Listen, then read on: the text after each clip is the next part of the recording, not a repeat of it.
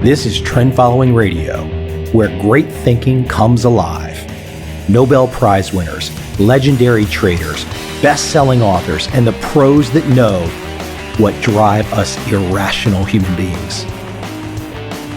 I am your host, MICHAEL COVEL. Not filtered, raw, honest. That's my passion.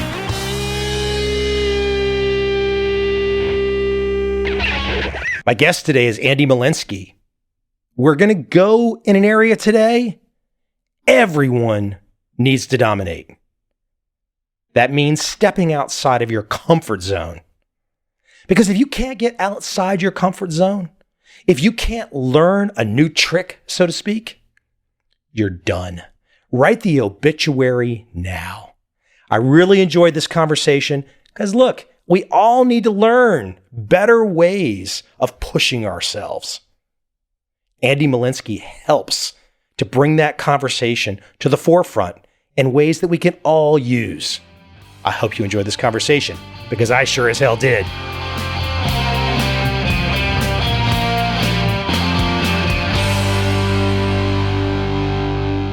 So Andy, in preparation for this conversation, I'm thinking about uncomfortable.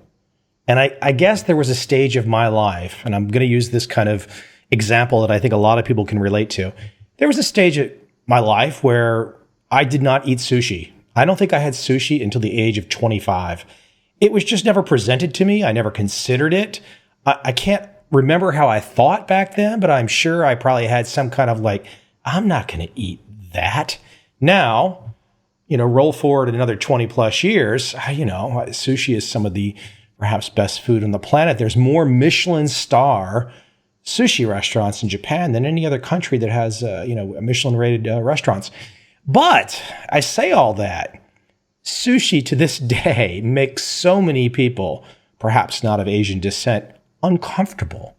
The idea of it, raw fish, I can't touch that. Now, for me, and I want you to kind of jump in here in a second, I'm just kind of laying this groundwork for you. For me, I would kind of look at it and say, well, hold on. If all of these Michelin star restaurants are there and all these people eat the food, maybe I should try it. But that's not how it works. Most people just illogically, irrationally, or for a lot of different reasons, I'm not touching that. I've made my decision. I'm not going there. And they might go a lifetime never, ever experience it. And I just was thinking of that story as going through your work and the idea of being uncomfortable and breaking through those barriers. And I thought sushi was a great place to start. I like that. It's funny, when you were talking about sushi, it reminded me of a colleague that I knew several years ago who wanted to try sushi for the first time, but he was unwilling to get any advice or feedback about how to eat it, what to order, and so on. He was very confident to the point of being overconfident about eating sushi. So he has a maki roll with, I don't know what was in it at the time. And he takes the horseradish, he takes the wasabi, and he spreads it on as if it's like a sauce, like barbecue sauce, all over the sushi, like as if it's like a condiment. And I started to talk to him, and I started mentioning something, but he was like, no, I got this. And you should have seen the look in his face. It was just really funny. To add to that as well, even for those people that perhaps are moderate sushi eaters, I know plenty of people that eat sushi that won't try uni, sea urchin. They just won't touch it. I'm not trying that. Look at that. It looks just, so it's kind of funny. Even when you cross one threshold, there might be another threshold that's, certain people might have made the basic jump, but they get to the next jump and they say, I've gone too many. I'm not jumping again. It's interesting because it's a good place to start, really, because what's interesting about food and being afraid to try foods is that oftentimes you'll hear people say, I don't like that. Like, I don't like sushi. But then when you press them on it and say, have you ever tried it? People will often say, no, I haven't tried it, which is sort of an interesting thing because the I don't like it is a justification. It's clearly not the truth because they haven't actually tried it. And so in some ways it is a fear of stepping outside their culinary comfort zone. And it's one of those interesting things that if you just step back for a second and say, hold on, why why do so many of the top chefs in the world that are not Japanese love sushi? How have they developed this palate? What is it about it? And you would think that could possibly trigger people to be curious and want to jump over. But I think there's kind of an underlying arrogance almost to me, where it's like, I'm not going to do that. I know better. Or is it just fear? Or is it a lot more complicated than that as I've gone through your work? It's different for different people, to be honest. For some people, I think it's fear. For other people, it's, I don't know, maybe it's disgust, the idea of having something that is raw or something that isn't what they're used to seeing, and so on and so forth. I think it really depends. Well, listen, here's where we really need to jump off. The notion of comfort, because that gets right into your wheelhouse. And if we can't, and this is kind of the big picture of our conversation today, if we can't find ways to sacrifice our comfort, we've got all of us, and I'm not saying I'm some kind of, wonderkind and I've got it all perfectly figured out. I don't. But if we can't find ways to maybe constantly is not the right word, but if we can't find ways to sacrifice comfort, how do we get future success? I mean, sacrificing comfort, there's a big thing to that, isn't there? It's interesting. There are a lot of memes out there on the internet and sayings about how life only begins on the edge of your comfort zone, and all you have to do is take a leap, and don't stay in your comfort zone, and the magic happens only outside your comfort zone, and so on. And I think that there's some truth to that, but I think it's a lot more complicated in a few ways. The first is that there are some situations and some contexts where it's actually quite fine to stay in your comfort zone. We all have, many of us have portfolios of stocks and bonds in our 401ks if you're in the United States, or your retirement accounts, and they're diversified. And so similarly in our lives, we probably have some situations where we're considering being brave and bold and stepping outside our comfort zones, but maybe other situations where we're nestled right in our comfort zones, and that's the place to be. The other thing I'll say about comfort zones in general is that, there's a lot of talk about how it's important to leap outside your comfort zone and take that leap and so on. And of course, as we'll talk, I'm a definite believer in that. However, it's a lot more complicated than it's portrayed in the simple pictures of goldfish jumping out of goldfish bowls or people taking that leap off the cliff. There's a lot of work that goes into being able to get the courage up to take the leap in the first place. And that's, I think, often missing in the narrative about comfort zones. I'm kind of taking a little bit tangent here based on what you just said. What if instead of, I wonder if this has been the kind of bane of society in the last 20 or 30 years, there's too much choice. There's too much ability to make another decision. What if instead of, debating, making it more complicated, if people were pushed, pushing, now, of course, if you push some people out of their comfort zone, they're gonna go, and the kid getting into the pool and he just takes off. Some kids are going to sink and go straight to the bottom. But there is an issue there with the pushing and instead of it only being an individual choice, if the person with more experience is guiding or helping, that makes it a different sketch a little bit, doesn't it? Yeah, I think when you're talking about that, it sounds a lot like parenting, if you think about it. You're constantly trying to help your children as you're helping them sort of grow and develop. You're constantly helping them try to step outside their comfort zone, but with some scaffolding, with some sort of help, both in trying to identify situations that are sort of just right type of challenge situations that aren't ridiculously difficult, where they'll literally or figuratively sink to the bottom, because no one wants that. If it's literally sinking to the bottom, that's terrible. But, metaphorically sinking to the bottom, you lose confidence. You probably won't try it again. You want to have situations where it's a stretch, but not too much of a stretch, and so on. And then giving some support, giving some feedback, giving some comfort, giving some motivation. I think that all of us have, even if we're not a parent and a child in that type of relationship, we all have, friends, colleagues, mentors, coaches, spouses, people who might cajole us, encourage us, motivate us, help us become a little bit more resilient. So I think that that's absolutely part of it. there's not necessarily going to be a right or wrong answer. It's very personal, in terms of right or wrong answer about whether, the type of, like you use the word parenting, the type of cajoling, different individuals are going to respond differently, and that what's the baseline? I think that's the hardest thing. So many times in society these days is trying to come up with a reasonable baseline. For example, if we look at the schooling system, most of the schooling system is still based on rote memorization.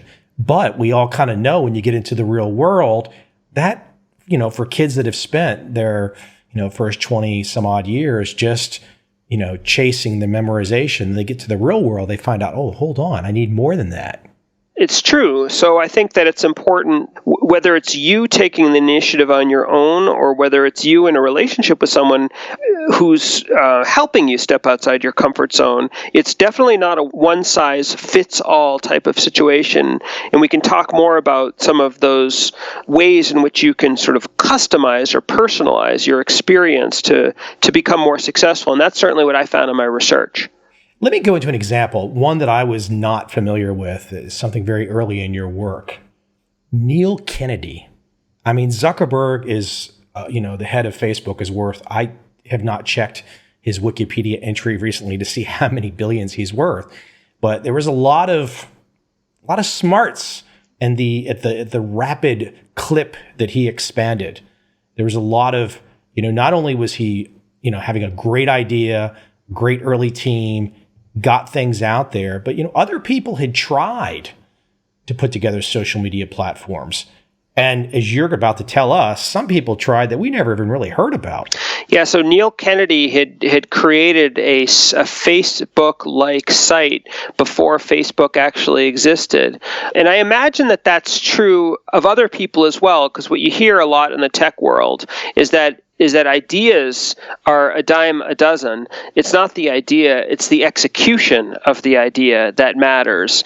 The problem with Neil was that he wasn't able to execute. And when it really boiled down to the fact that he was shy and inexperienced, the idea of sort of walking into a room to pitch his product, and you often would have to do this in terms of venture capitalists and so on to get enough money to fund the continual improvement and investment in your company. It was very stressful for him. So what he ended up doing is he ended up, kind of tweaking and trying to perfect and ultimately really procrastinating so that he could avoid these uncomfortable steps he'd have to take to really launch the product and execute big time. And in the meantime, as he was on some level twiddling his thumbs, but really kind of trying to perfect and tinker, even though he really should have been pushing it out to market, other people raced right by him. And ultimately, the actual Facebook platform was created. I think that story of Neil Kennedy is a story of being afraid of where innovation and success and entrepreneurship really sort of, if you drill down to it, the make or break situations oftentimes have to do with stepping outside your comfort zone. And in his case, it was stepping outside your comfort zone to bring an imperfect product to beta testing, to talking with, networking, and trying to get money from people who were much more experienced and successful than he was. And so he was unable to do these things. And in the end, you see the result. No one here has probably heard of Neil Kennedy.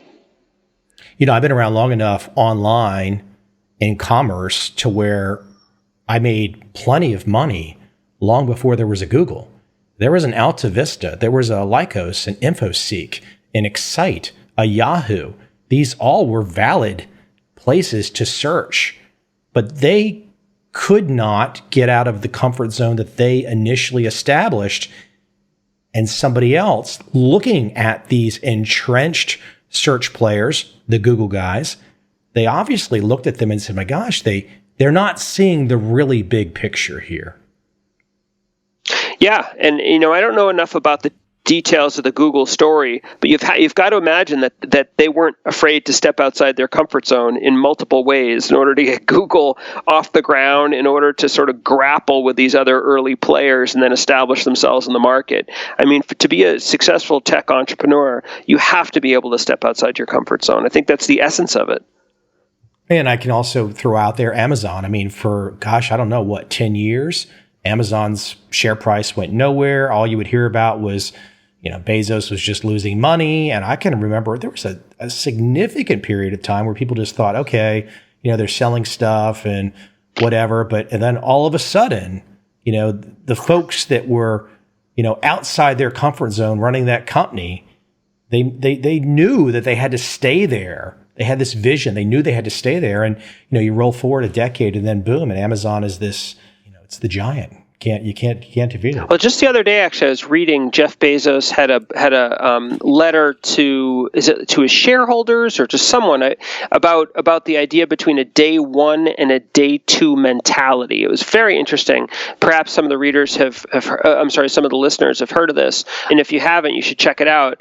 Where he talks about how it's so critical for people at Amazon, even 10 years, a decade, or however long it's been around later, to keep a day one type of mentality, which is essentially an outside our comfort zone, be willing to take risks, to embrace challenges, to try things we might not be totally comfortable with, to sort of maintain that spirit. And that's the essence of success for a company like that. Because if you have what he calls a day two mentality, that's where you're nestled in your comfort zone. And that's where other people are going to pass you right along the side. Can I take the day one and day two and say like day one is almost focusing on process and day two is focusing on outcome? Is that a fair way to look at it? Because if you stay in day one, you're constantly having to worry about what am I doing right now today? What am I doing right now today? Versus trying to imagine all these years in advance. I just look at Bezos' operation. I have to assume he's just told everybody like, look, we just have to keep every day improvement and focus on a process. He obviously has had a fantastic process. Yeah, it's interesting. I'd have to think more about that, but that sounds like an interesting way to think about it. Let me dig into your work a little bit more here. Crossing these boundaries, we have these comfort areas. And it kind of struck me when I was reading, you talk about the idea that these barriers that we all need to cross, they're identifiable, predictable. Explain, because I know you've done a lot of research where you've really got down and dealt with people on a survey level, analyzing assorted individuals, companies, et cetera. Talk about why you can say something with such conviction where this idea of, we all like to think we're individuals, right? Why would I not be able to, how could Andy go ahead and say my comfort zone is something that he could quantify and it's that I'm just like everyone else. I'm making the same decisions in terms of my inability to get past that comfort zone as other people. But you've seen this time and time again, huh? For my research, I tried to sample very, very broadly. I spoke with managers and executives delivering bad news, performing layoffs, firing people. I spoke with doctors performing painful procedures on kids and delivering bad news to parents, police officers evicting people from homes and repossessing property, actors, students, priests, entrepreneurs, rabbis, goat farmers, interesting side story, all sorts of people from all sorts of professions, different experience levels, different genders, different backgrounds. I tried to sample broadly. What I found was a very similar set, and we were talking, if we want to start with the challenges, let's say, the road. Absolutely. I want to go through at least briefly all 5 challenges. People have to read more to learn more, but I at least want to cover briefly so they understand these 5 challenges. I found 5 core challenges that people faced when stepping outside their comfort zone. And to your earlier point, it's not that every single person listening to this discussion is going to experience every one of these challenges in every situation. But what I'm pretty confident about is that this is the overall set of challenges that where you're going to experience one or more of them is kind of what I'm saying. This is what I feel fairly confident in is the universe of challenges. Now, you're not going to experience the universe, the full universe in every situation, across multiple situations you might, but this gives you a really nice roadmap to try to sort of pinpoint where the challenge is for you. So what I found, for example, was that when you're stepping outside your comfort zone, and I should also say that these are situations like, as we talked about before, making small talk if you're not comfortable doing that, networking and pitching yourself if you're kind of a modest person. Let me keep you on the small talk for a second. I find that fascinating. So as somebody who's spent many years living in Asia, okay, explain the small talk part, because I'm sure I've probably ticked off people and I didn't even know it. Small talk is an art. Small talk varies tremendously across cultures. If we're talking the cultural element, for instance, in a lot of countries, it's not common to make small talk with a stranger, someone you don't know. So if you're at the supermarket, for example, and you're in the checkout line and you're buying some cereal and sushi rice, to go back to our earlier conversation, whatever you might be buying, and someone is right next to you, in your country, as you're listening, would it be common or uncommon for that person to say, "Oh, look, I really like that sushi rice. I just tried it the other day. It's really good. Do you like it?" Just sort of chat up someone in the line, or if you're standing at the bus stop, or if you're waiting in the train, or whatever it might be. In the United States, it's fairly common to see these conversations happen, or in a corporate. Is it the only safe place in the world to do that is America? No, I don't think so. I think Latin America, there are a lot of places in Latin America where you'd find these conversations also happening fairly regularly. In Asia, I haven't spent as much time in Asia as you have, but my understanding of most Asian countries is that it's very uncommon to make small talk with a stranger, with someone you don't know in these types of circumstances. You might try, and you might not even know you're hitting a wall because there's such a polite response. Right. And behind that is like, this is unusual. And then Hey, get this crazy American away from me. And then you've got status too, and hierarchy. And so in the United States, for example, if you're in an elevator, let's say you get in the elevator in the ground floor of your office building, and in walks the CEO with her coffee, and the door closes, and so you're in an enclosed space with the CEO of your organization with her coffee in the morning, 9 a.m., and you're going up 17 floors to your office. To your office. In the United States, it would be very common for a younger employee to potentially even start small talk, or maybe the other person the CEO might engage in small talk, but it would be acceptable, it would be common, it would be okay. In fact, you might even advise the younger person to take this opportunity to get to know the CEO a little bit. In Asia, very, very unlikely for this to happen, given the differences in status and hierarchy. So you find cultural differences in small talk. You also find, even within the United States, a lot of people just simply feel uncomfortable making small talk, even though in the country it's acceptable. At the individual level, some people are shy. Some people are socially awkward. Some people just don't know what to say. Small talk entails, of course, starting off the conversation. It entails continuing the conversation and keeping it going, not in a way that sounds that's desperate, but in a way that actually is building in creating sort of an engaged conversation. And then how do you end small talk? And so it's a real art, and it's outside many people's comfort zones for personality and cultural reasons. I took you off on a tangent there, but let me bring you back to the first challenge that you addressed, which you call the authenticity challenge. And all 5 of these, immediately, I just read them. I'm like, oh my gosh, I either have seen these at some various points in time in myself, or I see them in other people all day long. It's like I've got the ability to just look at people and see these on their face in a few seconds. I'll also self-analyze my own self, but these are really great. So let me let you run with that first one, the authenticity challenge. Yeah, that's the idea when stepping outside your comfort zone, the feeling that this isn't me, right? This is not me, which is, of course, perfectly natural because you are stepping outside your comfort zone.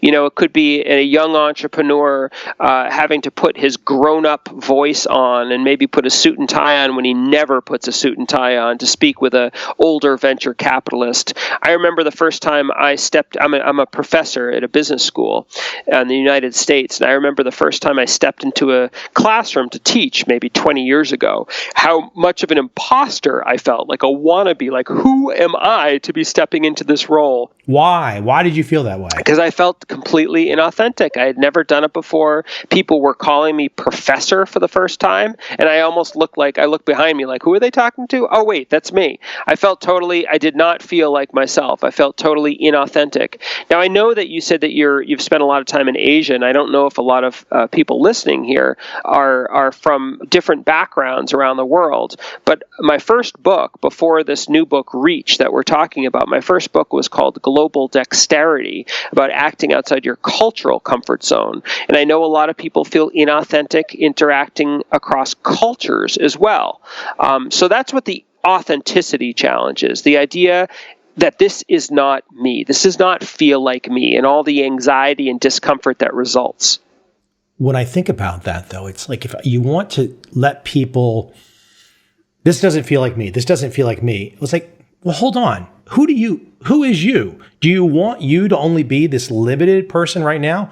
Or can you imagine, and this is, I guess, in my own mind, how I've jumped these thresholds at various points in time. I'm right here, but I don't want to be more than me. How do you get to the next step, the next success step, the next goal? And it's really frustrating sometimes, I think, when you look at people that are stuck and they can't cross those thresholds that perhaps myself, yourself, or somebody else has had a chance to get over that hump. And sometimes when you just jump a little, oh, that wasn't that bad. It depends how intense this roadblock is. For some people, it's so intense that unless they're absolutely forced to do something, they simply won't do it. They'll find ways of avoiding because it feels so awkward and uncomfortable and anxiety provoking to feel sort of so inauthentic in a situation. In other cases, perhaps they grow into the role over time. Or, as I talk about a lot in the book, people can often find ways to kind of customize or personalize a situation or circumstance so it feels a little bit more authentic to them. There's rarely one single way of doing something. And if you can find a way that blends a little bit of who you are and your personality into this new role that you have to do, oftentimes you can it's a bit of an antidote to the authenticity problem. If you can kind of feel what that other side is, across that river of fear, then once you taste it, sometimes that's the trigger right there. Let me keep you going here because you've got 5, and I really want to bring these up. These are great. The second challenge, the likability challenge, essentially, people, you're afraid that people won't like you. I can think back on my own life, and I guess there's various points in time that I might have felt this way, but not for very long. So I can kind of be out on an island. So I'm probably the worst person to analyze, but I see this all the time with people where they can't even do the right thing for themselves because they're so afraid of the community, the group, the population around them might not like them if they change. Yeah, it's how you're afraid that other people whose opinions you care about will see and evaluate you.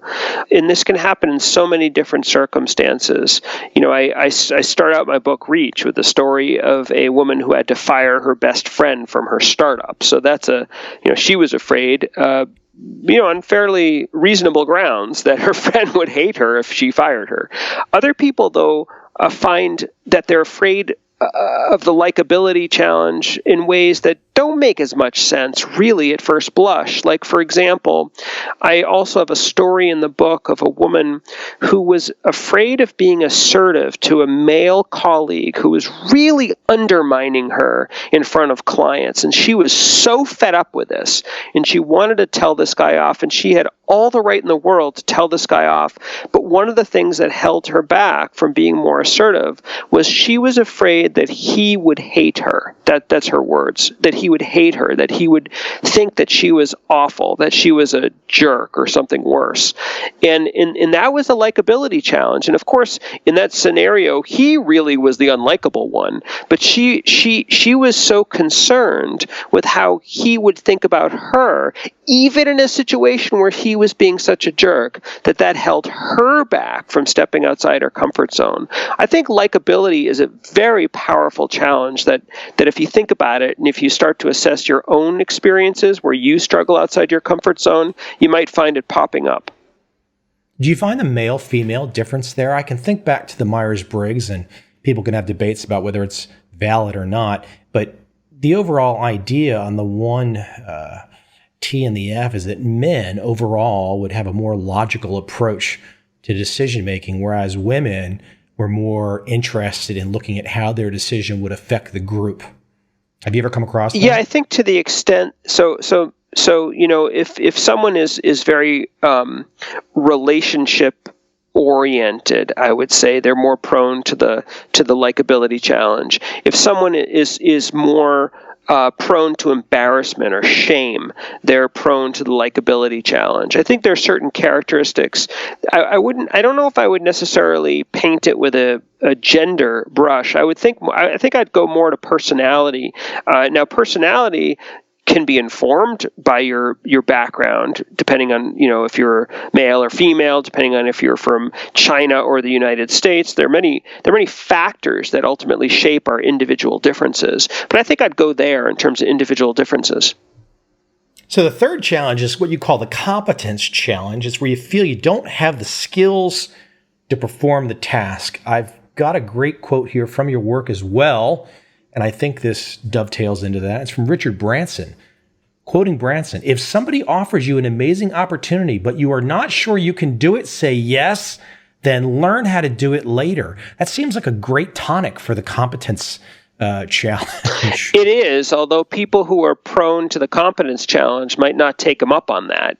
People, were afraid. So the competence challenge, in essence, is I'm not good at this. I stink at this. I'm awful at this. And by the way, people can see that I'm awful at this. This is visible to other people. So there's sort of a private and a public side of the competence challenge. And that can really hold people back. Like, there's no way I'm going to public. Someone offers you a public speaking opportunity. No way you're taking it. You're afraid you'll look like an absolute fool, and you'll feel like a fool. That's the competence challenge, right? That's the competence challenge. I see your fourth challenge all the time. I can think of family members in particular, and I'm not naming names because I did that once. I named a family member on a podcast, not trying to be a jerk, but then I got yelled at, literally. I was like, "What are you doing? You're not supposed to." But the resentment challenge, when you feel frustrated and annoyed that you have to adapt to begin with. And again, I see this all the time. I mean, I always look at myself and say, okay, I don't want to be that person that's bemoaning, something to break free and to get past that challenge. I don't want to be the person that bemoans that, but I feel like I see this all the time. People are like, why do I even have to do anything? And they don't seem to have that vested self-interest so strong to see, again, why the benefit would be there, but they get caught up in the resentment challenge. First of all, I'm impressed your family members listen to your podcast. That's pretty cool. But in terms of the resentment, I don't know who listens to this, but it's millions. So I'm just kidding. So the resentment challenge is the idea that, it's sort of like, why do I have to do this in the first place? With a sort of like a frustrated, angry internal tone. Who this has really resonated with a lot is introverts. I've heard from a lot of people who are introverted in the United States and elsewhere who feel that the world of work, certainly in the United States, is tilted or biased towards extroverts, right? You hear the term self-starter, leader. We all want leaders and go-getters and self-starters, and those are all sort of extroverty type of qualities and characteristics. It's the squeaky wheel. It's people who speak up. It's people who sort of, nudge their way forward and pitch and promote themselves, that sort of aggressive style, or are able to schmooze and make small talk on the golf course and establish these relationships. A lot of people who are introverted and who feel awkward and uncomfortable doing these things feel deeply resentful about the idea that they have to act outside their comfort zone in these situations. Why can't the quality of their work matter? Like how about the quality of what I do, right? Why do all these other ancillary things matter when I'm actually a darn good professional? So I hear resentment from a lot of introverts. It's not only introverts, but that's the spirit of this particular roadblock. Well, let me bring our very wealthy coding Asperger's friends down a notch out in Silicon Valley. They've all made a bloody fortune in the last 20 years being introverted coders. So, I mean, there's, it's one of those things where I think you're probably right, big picture, that is an overall type of scenario, but really, coding is today's literacy, and there's not too many really extroverted coders. It's a fairly solo type thing. True. True. I think in that, perhaps in that particular industry, that's not an issue. But I've talked with a lot of people in other industries, in other professions, where it really matters to be able to network and make small talk and speak up and speak out and so on and so forth. And they're constantly pushed or to do that when they don't feel comfortable. They're denied promotions or denied opportunities because it's not their natural go-to strategy, despite the fact that their work is excellent. So I agree with you in terms of coders, but I think I'd like to push back on one thing too. I'm also seeing the kind of parallel paths as you lay out these scenarios that you have on one side of the equation. Perhaps you have the individual that is working for somebody, that is employed under a corporation, something to that effect, versus on the other side of the coin where you're having more and more small businesses or startup entrepreneurs. A lot of the things that you're saying are going to apply to both of those groups, but just differently. Yeah, I think that's right. I talked to a bunch of small business owners, entrepreneurs, and there are plenty of ways that they struggle stepping outside their comfort zone.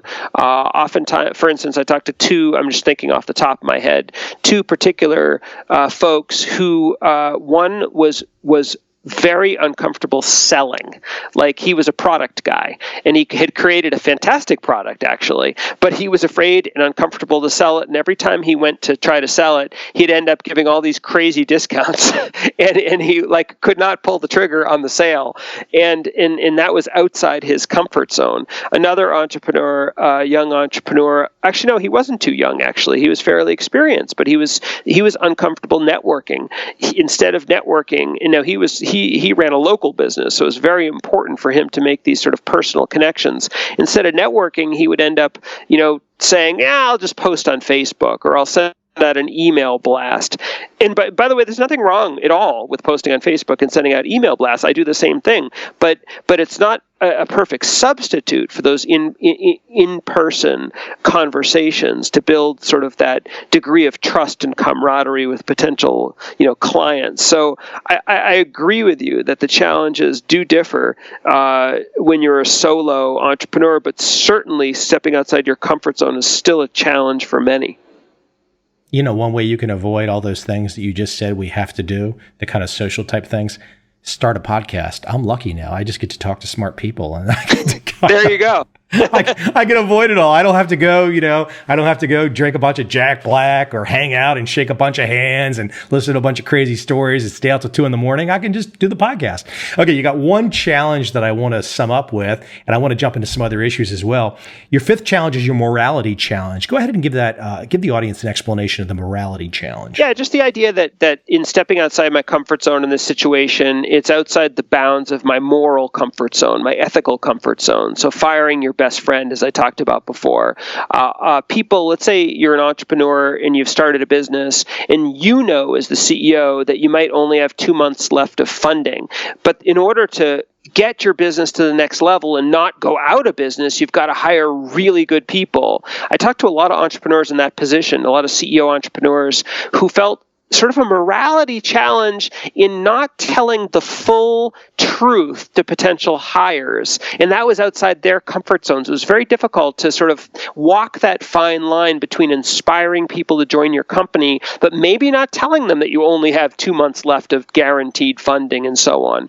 Many other examples of the morality challenge in people's work and stepping outside their comfort zone. And again, it might not be a challenge for you. The point is that you've got authenticity, likability, competence, resentment, and morality, and using this map, pinpoint where your pain point or psychological roadblock is. And I find it quite useful, that exercise for people. You know what I really find interesting about your work, the directions that you've gone, is that when I look at it, I kind of feel like, well, I've had little instinctive feelings about these directions, but I never fleshed it out like this. So, sometimes, and then when you can see it written down, you just sit here and you go, aha, aha. It's like aha moment after aha moment when you see that somebody has taken perhaps an immature, instinctive, and perhaps immature instinctive can take people a long way and you can end up being a billionaire. But it's really kind of fun to see when someone like yourself, and I see this across my podcast, when very, very, very bright people find this passionate niche and then go down it, explore it, open it up, flesh it out, and put all the details there. And then you read it, you're like, ah. I think that's, I appreciate that. And I think that it's actually very helpful for people. And my goal in this work is to actually, help people, like to really help people step outside their comfort zones. And I think sometimes one thing that we need is a language, as you say, like a language to actually talk about it. Not to say that, oh, I'm scared, or, oh, I just don't want to go there, or something like that, code for anxiety, but to really start to understand what's beneath it, because when we can start to do that, we actually get a little bit more control. It actually, ironically, makes it easier. Let me go into an example, something that you mentioned, Shark Tank, in your work, and I actually had an experience on this show where somebody had connected me with one of the participants on that show. Seemed to be very successful. I don't know if he got funded or how that worked, but I've seen his TV commercials. And, so obviously this guy is really a self-starter, has just pushed the envelope like crazy. He's jumping through every barrier that he can possibly see, including barriers of the judges on the show. I've not checked his recent success, but I think he's doing pretty good. My experience with this individual, though, was that he canceled on me 4 times, literally within 15 minutes of the show, being recorded. And I always find that that's not, I've done like over 500 episodes. So it's a really interesting thing for me as an observer of the human condition and behavior to watch somebody who's seems to be on a big run. But then I look at some of that behavior and I say, God, that might catch up to you eventually. If you go through life that way, it might catch up to you if you're not really thinking long term. It's true. It's, and who knows why, right? It could be avoidance, could be uncomfortable for him to be on a podcast and have a sort of unscripted conversation. I love to do it personally, but I imagine some people might find it uncomfortable. It could be that he's got executive functioning issues. He can't organize his time. Which of course is also a terrible thing if you're trying to run a business. Right. Who knows, right? Hey, let's go to another example with a very well-known individual. I love his show. People will recognize, well, actually, they won't really recognize him. He only appeared as a guest on the show several times during the Seinfeld era. That would be Larry David. But once he put his own show out, he became quite capable on Curb Your Enthusiasm. I was not aware of his Broadway show, but you give a great example of Larry David and his Broadway show and getting past a comfort issue where he was very uncomfortable. And he, look, here's a guy, as far as I can tell, Larry and Jerry both don't like to talk about how much money they made. But basically, since they owned the damn show, those guys are billionaires many times over. And people don't, I mean, Oprah and Jerry and Larry, since they own their own shows, they found this once in a lifetime thing where the big networks said, yeah, you can own it because we think you're going to fail, and then made a fortune. But anyways, why don't you go ahead and explain that? Because I thought that was fascinating with Larry, a guy that clearly is neurotic to begin with, but you would think at a certain point in time of his life, he would have things more figured out, but he's still like all of us. I thought that was a really interesting example as well. So I didn't interview him, but I read a lot about this, about the situation. And he was quite forthcoming on other interviews about the challenges he faced. And so what it was that he, so Curb Your Enthusiasm, which some of you might have heard, I think it's on HBO. I've watched a bunch of episodes. It's pretty funny. It's unscripted, essentially. So it's not, you don't come in with a perfect script. It's more spontaneous, more in the world of improvisation, or maybe it's between improv and scripted, but it's certainly not fully scripted. He decided at a point in his career that he wanted to step outside his comfort zone, and he wanted to actually try a old school scripted play, like fully 100% scripted on Broadway.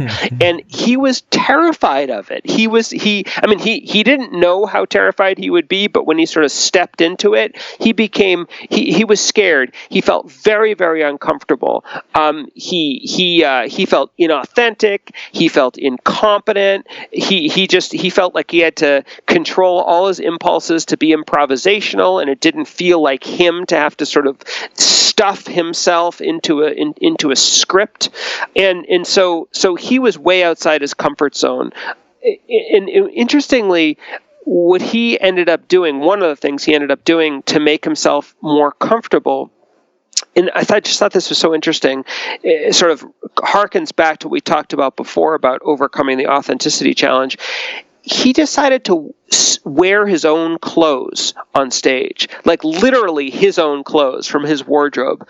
I guess he was wearing sort of other clothes, clothes that would be at the theater, in the wardrobe department, but they were fairly similar to what he wore normally. And he asked if he could wear his own clothes. And so in terms of the look and feel to the audience, it was probably very similar. But in terms of his own psychological experience, it was very different. And that's how he was able to put a little bit of himself into this scripted role. It didn't get like all of a sudden more spontaneous than unscripted. It was still scripted, but there was something about wearing his own clothes that gave him a little bit of an authenticity boost and sort of, I guess, helped him persevere through this situation outside his comfort zone. So I loved that example when I read it. We haven't talked about it, and thinking about the 5 challenges, we've hinted about it, but thinking about the 5 challenges, failure, so much of this, not be willing to take on the challenge of breaking through your comfort zone, the fear of failure. It's a huge driver, isn't it? I think so. I think for some people, I think for some people have learned, there's plenty of people that understand that failure is the cost of doing business. Silicon Valley, for example, a venture capitalist on Sand Hill Road knows they're going to fund 19 out of 20 companies, and that 19 is going to go poof, and you're going to get one perhaps winner that pays for the losers. They get failure, but we're not educated, I don't think, in America at least, we're not educated with failure in mind. Instead of kids going through high school and college telling them that, hey, you're going to fail, it's more like, you're not going to fail. You're a superstar. You're the best thing since sliced bread. There are a lot of different kinds of motivation that you can have for stepping outside your comfort zone. The fear of failure can be one of them. Other sources of motivation might be, that this is something I really want to be able to do. This is important to me professionally, or this is important to me personally, or maybe both, or maybe this is my calling, or that's more of a sort of a positive source of motivation. But certainly, fear of failure is a strong motivation for a lot of people, and sometimes the combination is actually quite nice, where you have a fear of failure, but at the same time, the thing that you're trying to learn to do is something that's meaningful to you. Well, and the way you've done this work, people are having to hear my personality. I'm kind of like living your work, going through and living it myself and thinking about myself. That's just the raw material I have to play with tonight. But this is the way you've done this. I think most people can pick it up and they can kind of start to go through and see themselves in the challenges pretty easily, I think. Well, that's my goal. My goal of this book of Reach is that people, and I've gotten some great feedback from it, from readers, is that you can pick it up and you can immediately put this into play in your life in very concrete ways. And I wouldn't want to write a book unless that's possible. I'm a super practical guy. But you have something you call the vicious cycle of avoidance and the amazing power of simply taking a leap. Those are just great, simple charts that we all know deep in our fiber of our being, but we just, sometimes it's nice to see it in writing, looking back at us like a mirror saying, hey, did you forget about this? When you're anxious about something and you avoid it, there of course is some short-term relief, right? That's why you're avoiding it. So you're like, oh, good, I'm glad I don't have to do this thing. But that doesn't make it any easier the next time. In fact, it makes it harder, which then creates a vicious cycle because then you're more prone to avoid, right? So it's what I find is that if you're just able to take that leap, and I talk in the book very concretely about tools that you can use, just like the one Larry David uses, we talked about before, to give yourself the courage to be able to take the leap. And when you're able to do that, things change. You can break that cycle of avoidance and get into a bit more of a virtuous, positive cycle where you might discover, you know what, this isn't as hard as I thought it was on the other side of fear. This isn't as hard as I thought it was, and I'm actually a bit more capable than I thought I was. And those are pretty powerful realizations. Let me get one more practical question in here. I was just thinking about this. So I've done some stage stuff over the years, and I know you have too, talking to audiences. And I can think it's actually probably one of my more recent presentations in the last couple of years. Very large audience in Beijing, China, over 1,000 people.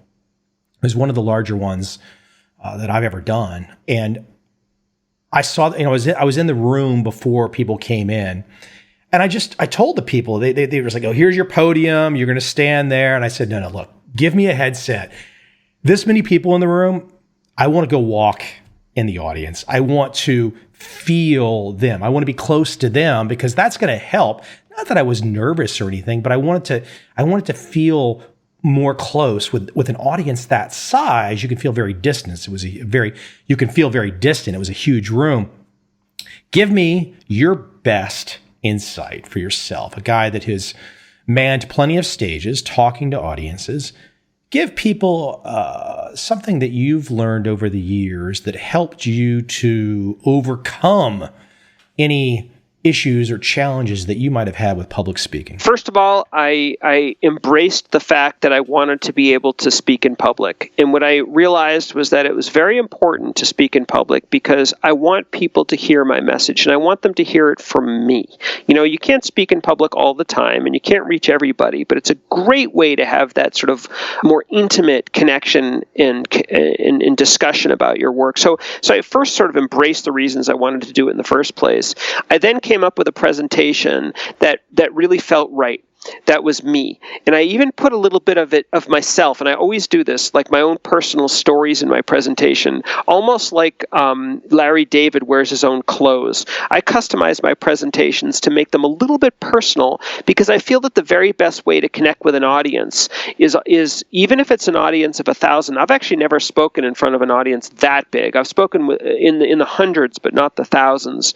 I find that in the hundreds, I want to pretend that conversation with 500 people is actually with 3 people. I want to make that conversation as intimate and as personal as possible, and I want to reduce the vulnerability. I want to increase the vulnerability that I have on stage. I remember very, very early in my career, maybe 20 years ago, I used to stand behind a podium and I used to read from notes. I have no notes now, and I have no podium. I do just what you're talking about. I would have thrown spitballs at you. Yeah. Everyone would leave the room. Well, but I think a lot of people are in that situation where they feel very uncomfortable, very awkward. They're afraid. They use these tools to try to help them. Maybe even drive a bit of a wedge between the audience and themselves. And now, of course, 20 years later, it's completely the reverse for me. I almost throw myself at the audience metaphorically. I'm right there with them. When you have a topic and you have the passion and you know it's just you've got to get it across. You've got the stage. The audience knows you're bringing a topic. You have to deliver it. Those types of individuals, I like to think that I'm in that group too, but those types of individuals are usually going to figure it out and connect with the audience. I think the ones, and I think everyone in the audience can think about this, the ones that often fail is when you're at some kind of an event or a conference, they've just put the corporate, this is going to sound bad, but they just put the corporate lackey up there to read notes. He's not really into it. He just was assigned this task, and that's the worst. And so I would almost say that if you are ever that person, don't take the gig unless you're going to give something real. Even if it was just something you have to do as part of the job or whatever, you're just kind of a functionary, make it real. I mean, don't take the stage, because nobody wants to listen to you if you're inauthentic, for sure. Exactly. I think that's very sage advice. Yeah. Hey, listen, I can't keep you. We could talk all day about the work. It is Reach, a new strategy to help you step outside your comfort zone, rise to the challenge, and build confidence. Andy, where can we send people? Where's the best website? Come right to my website, which is www.andymolinsky.com. My name's spelled ANDYMOLINSKY. I'm active on LinkedIn, on Twitter, on Facebook. I also have some great free giveaways on my website, so I'd love you to come visit and continue the conversation. Andy, thank you. Really cool stuff. I appreciate it. Thank you. I really enjoyed it.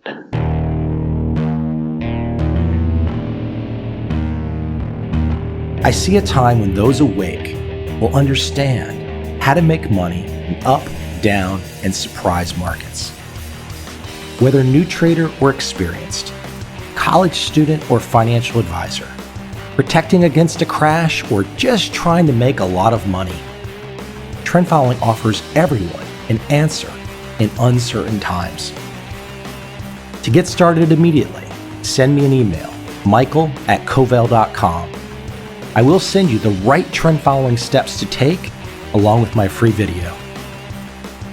But if you want to buy and hold, trust the government and trust Wall Street, this is absolutely not for you.